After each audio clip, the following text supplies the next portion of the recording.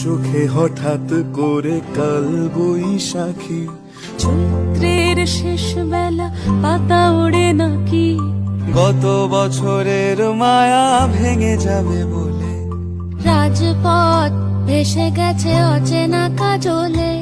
দু চোখে হঠাৎ করে কাল বৈশাখী, চৈত্রের শেষ বেলা পাতা ওড়ে নাকি, গত বছরের মায়া ভেঙে যাবে বলে, রাজপথ ভেসে গেছে অচেনা কাজলে। তুমিও অঝরে তাকে শুধু ভালোবেসো,